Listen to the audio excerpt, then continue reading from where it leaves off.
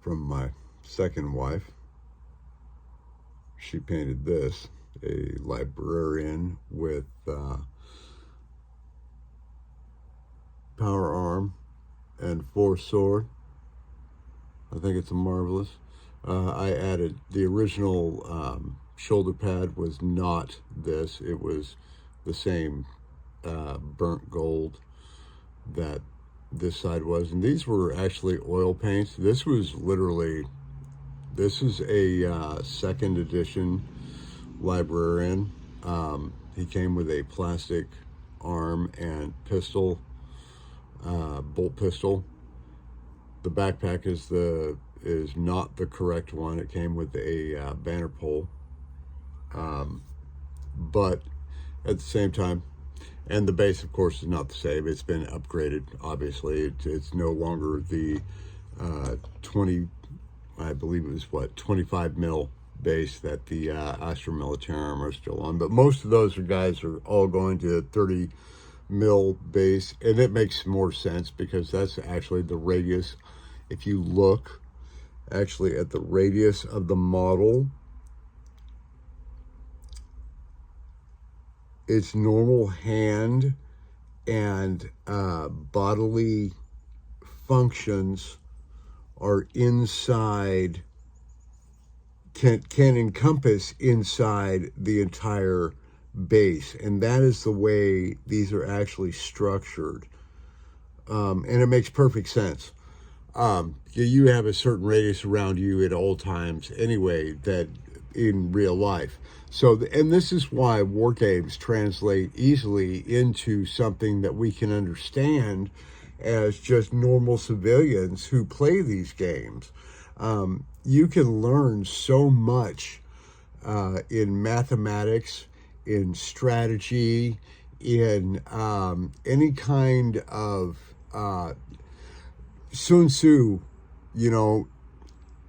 he described it perfectly when he said, "Attack your enemy when he is weak, and strengthen yourself against an enemy who perceives your weakness."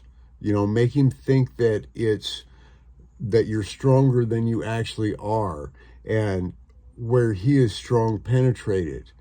Where you're strong, make him think you're weak, so that if he ever decides to attack you, he's going to attack you on that strong side, not your weak end. And you'll have time to reinforce the weak side, or come around and obliterate him from a fucking flanking maneuver like, Erwin Rommel, that everyone disparages me for since the 6th grade. He was a phenomenal general. He was a tactical genius. There's no one that has beaten him in any of his games. He was assassinated. That is the only way he was taken down. Anyway, and no, I'm not a Nazi lover. Fuck Nazis. I hate socialists. Fuck all you socials. Screw you woke motherfuckers. I don't care. So no, I hate socialists. I hate Nazis. I am not racist in the least. I'm actually about to vote for the first black man in my life, in my little white career, blah, blah, blah. His name is Semi Bird. He's running for governor of Washington State. And I pray to God that this man is exactly what he says he is. He says that he's a strong conservative family man. I want that in Washington. I love Washington. It is probably one of the most beautiful states. Frankly, it's some of the most beautiful country in the world. And I've been to 13 countries and lived in 3 of them. So I have a little bit of experience. Yeah. Anyway, like I said, my second wife did this, and this is a beautiful model. It is a, like I said, second edition sculpt. It is metal. It's pewter and white metal, which I believe is a combination of tin, pewter, and a touch of lead. So there is some lead in there. I do know that. Not a big deal. It's completely coated, so it's not going to harm your hands. And then we have the vintage, not the correct base. It was, again, it was a originally a 25 mil base, which was crap for this model. It always fell over. This is my Vendicari Assassin. This was my first Vendicari Assassin, again rebased. A friend of mine molded these bases in the what was it?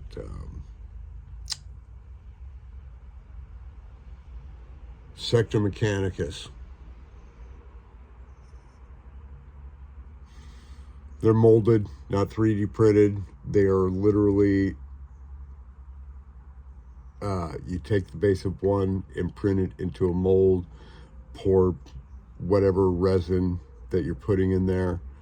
I'm not sure what style of resin this is. It came out, some of them came out perfect, some of them did not come out so perfect. Why don't I say that? It was his first attempt at 3D printing without 3D printing. And it was quite funny. But they're great bases. Again, shout out, love you, Jonah. Thank you, my friend. I appreciate it. One of these days, I'm going to kick your Necron's ass. Yes. And I will do it with all of my 16 dreadnoughts, you little bastard. Yes, I have 16 dreadnoughts, and I love all of them. And they're all Deathwatch. So back to my Vendicari Assassin. This guy I got literally, he was the, I got a little bent. God, what year did I get this dude? It had to be 95. It had to have been just after I got Necromunda, which I also have all of the original models for. Sadly, I do not have, I pray to God my brother kept, Wade, I love you. I pray you kept my duffel bags. I love you, brother. I don't know. I haven't spoken to you about it because I've been afraid to. I won't lie. I'm actually kind of scared. I owe you too much.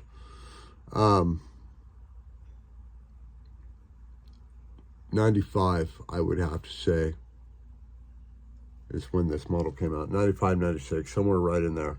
But it's a beautiful model. It has been the standard as far as sniper models are concerned. It's beautiful. I wish I could get this to, come on, focus.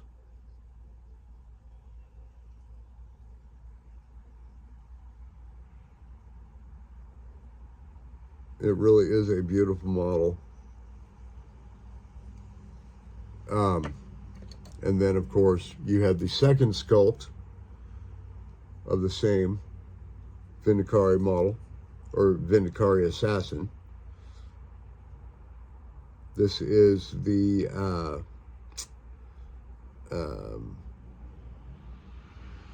oh crap! It was for Warhammer Fantasy Battles. It was their character set bases. I bought it. There were several bases in there.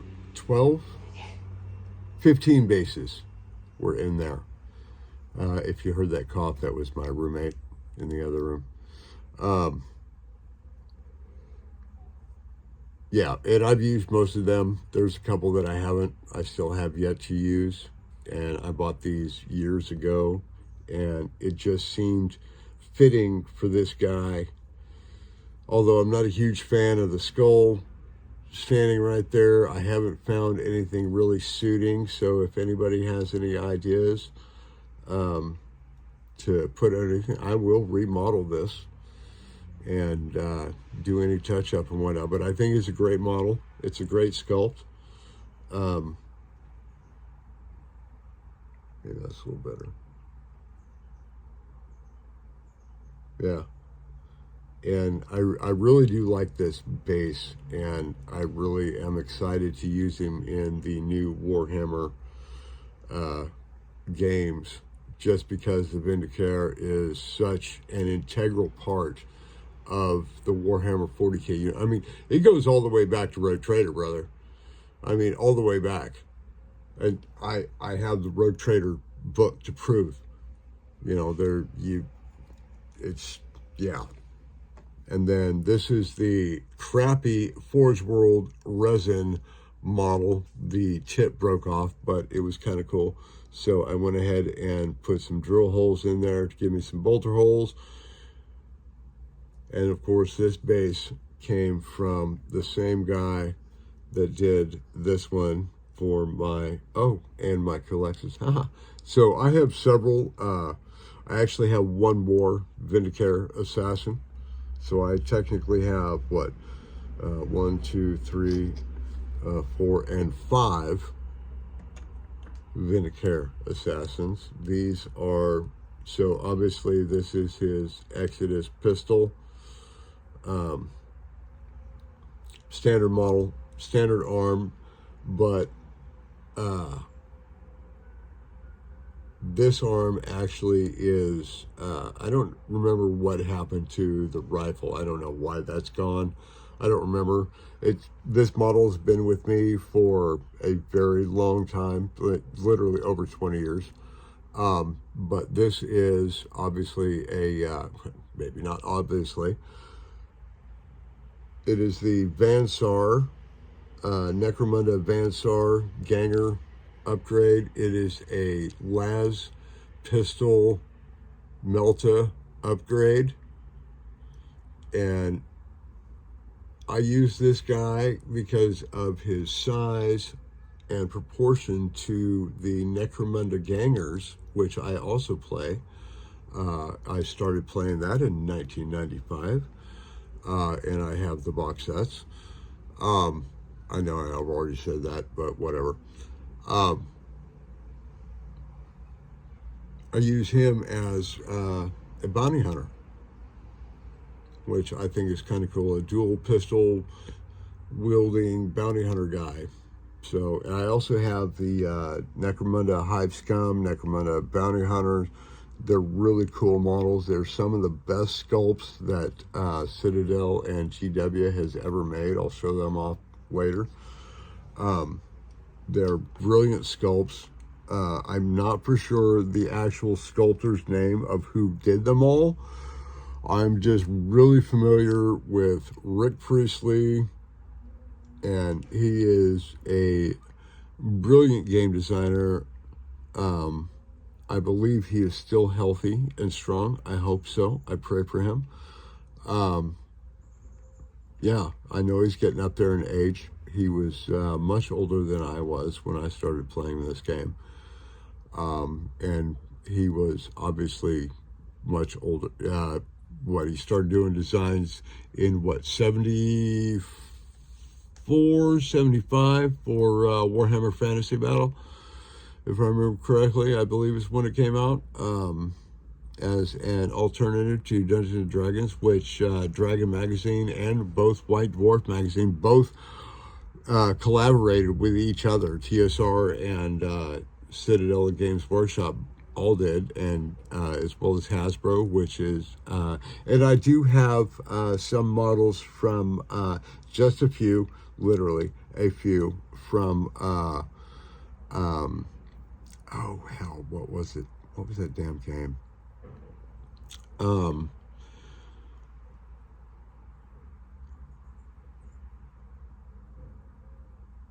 Crap. I cannot remember the name of the blasted game. I'm going to have to look it up. It dealt with scouts and Tyranids, and the Tyranid models were flipping horrendous. Oh my god. And the scouts had these hilarious poofy arms, armband, shoulder pads on their left arms. All of them had them.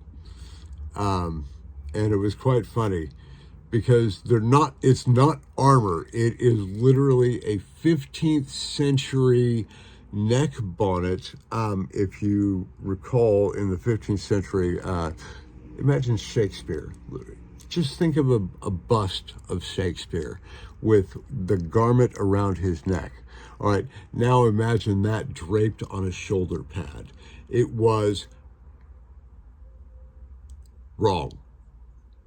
in every sense of the word. Space Marine Command or something like shit. And I just watched a video on it too. Oh crap. Anyway, it was the Scouts. I have 10 Scouts, each with 4 bolt pistol and close combat weapon, then a heavy bolter combat weapon, and a sergeant with a chainsword and combat weapon.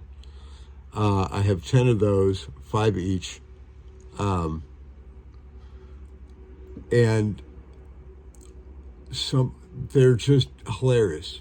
Space Marine Command? Oh, that's not right. Damn it. All right, anyway, I don't remember. Tyranid Attack. That's what it was. Tyranid Attack.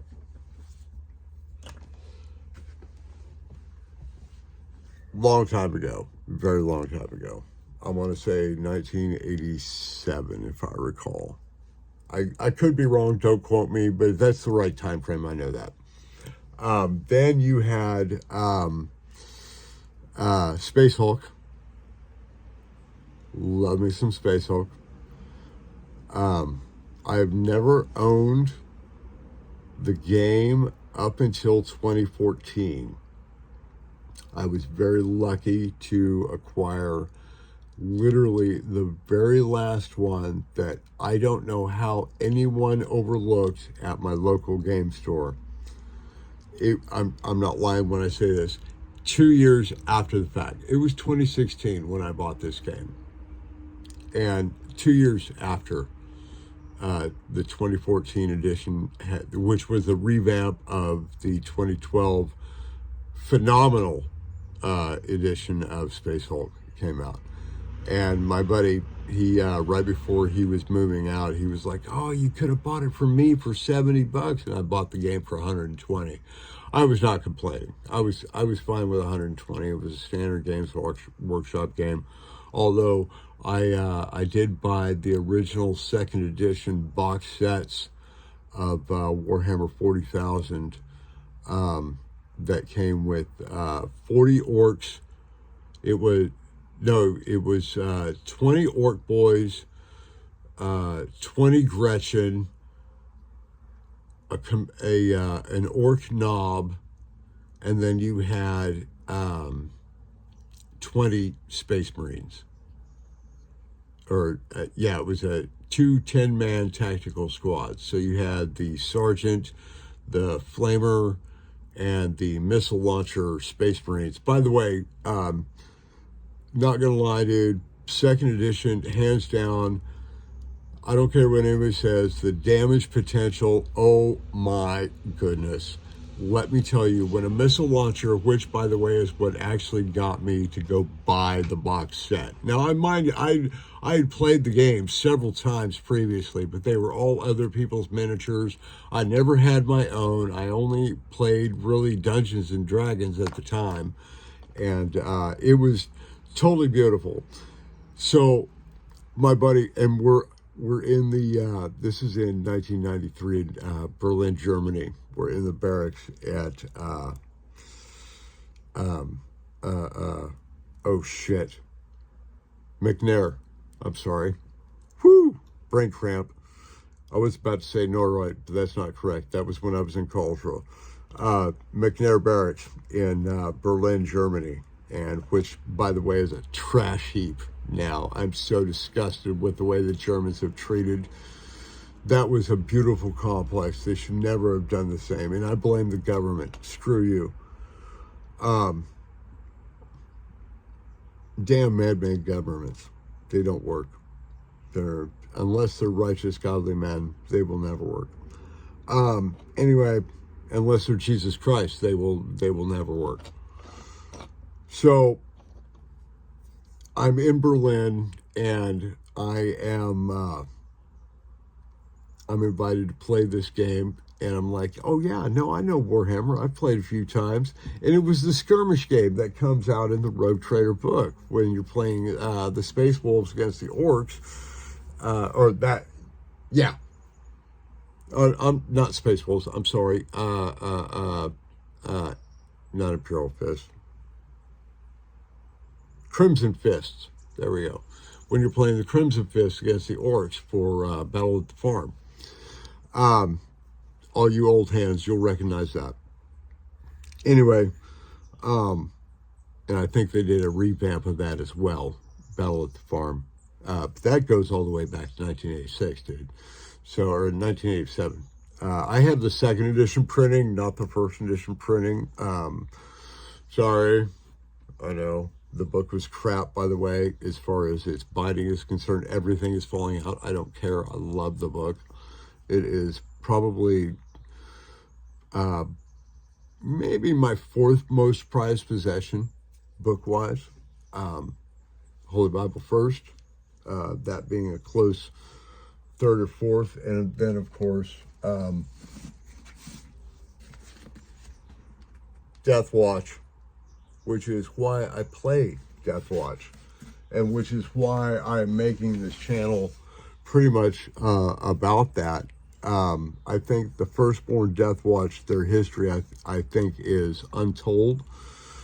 I think there needs to be somebody who can tell it. It's all about those who are outside of the actual norms, who either commit themselves to a duty. It's much like the French Foreign Legion, which is what I look at the Death Watch as.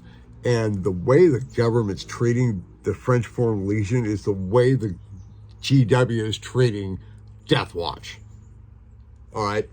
Tell me any individual military guy, anybody that has any kind of military experience, tell me I'm wrong.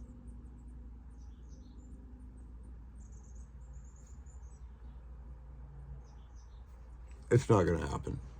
I don't see it happening. Anyway, so this is my resin Vindicator.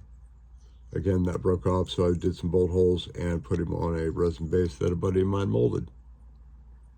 Sector Mechanicus. Suck it, GW. I go against the grain. I don't do tournaments. I don't really care. I can play whatever I want, however I want, whenever I want. It's a beautiful sculpt. There's no reason I can't do it. I'm not selling this. I'm not making any revenue off of this. I'm simply having molds done for me. I pay for the materials. That is all. There's nothing wrong with that. And I skirt your exorbitant prices. So, excuse me, bit of fuzz. But I have bought all of the actual models. So, this is my Culexus Assassin. I have actually run all of these at one time.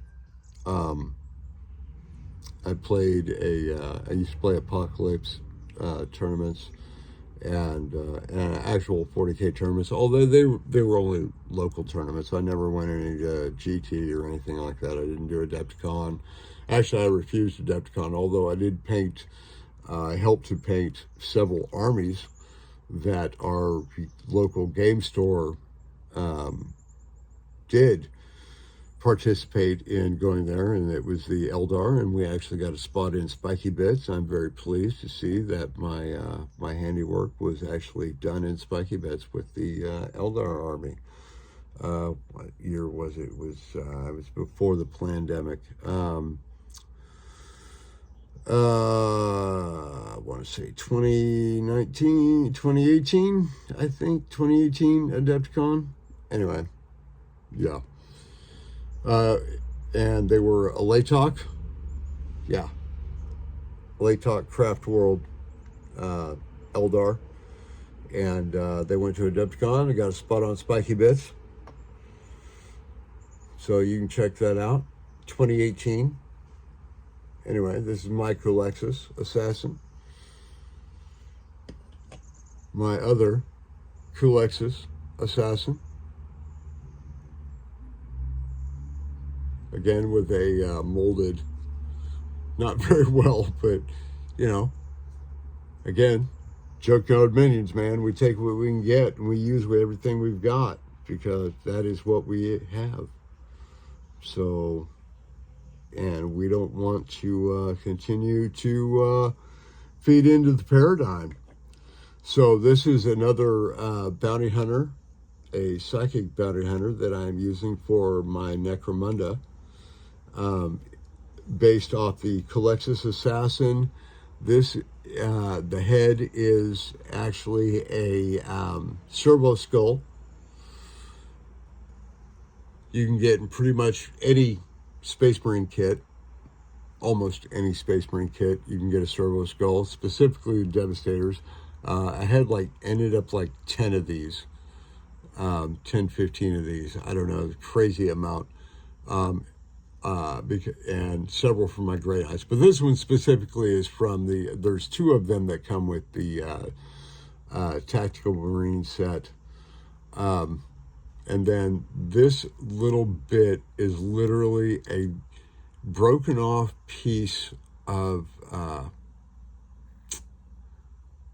spell effect from a Dungeons and Dragons, a WotC miniature, WizKids specifically, for their Azamar something. I don't remember what they call it. Anyway, that was a portion of the spell effect that actually ended up breaking off. I'm like, oh, hey. And it was clear plastic, so it was cool. Clear resin. And so this is, you can see it's very flexible. Yeah, and that's really well glued. I drilled a little bit of a hole in there so that it would actually fit inside and have some sort of strength and be more aligned with my Van Saar gangs, because I run Van Saar and Venators. Love me some Van Saar. Although I do have Mechanicum, I have Cawdor, I have Escher, Goliath. I bought the box set, so I have Escher and Goliath, obviously. I bought another box set of Escher because I would like to have more women in the game. I think it's important that women be represented in wargaming. Don't think I'm some kind of wokey, though, that women can compete physically one-on-one all the time in real life. There are always going to be women that will beat the living shit out of any man. I've seen it. I've seen it. I've seen the brutality that women can deliver. All right? I promise you, they can. But on the general whole, that is not the case, especially when you're dealing with Olympic trained athletes. The DNA take over. That's the way it is. I'm sorry. Now, if y'all don't like the way I just spoke, I apologize. But that is the way of the fact. That is life. It is the way it is. God designed us that way. I'm sorry. You will not change it. You never will. You have no control over it. Only Jesus Christ has control over that. And he will save you. I promise you. He will save you from your delusion. So, my assassin here is now a bounty hunter. And one of these days, he's going to go into a little short scenario I have, I hope. We shall see. Yeah, if I ever get the nuts up to do it. So, there you go. There's that one. My only example of the Calidus Assassin original sculpt. This is metal. By the way, all of these are metal sculpts except for this one, which is resin. GW failed when they could have made an entirely different sculpt in resin and not just a copy. That was fucking lame. You failed.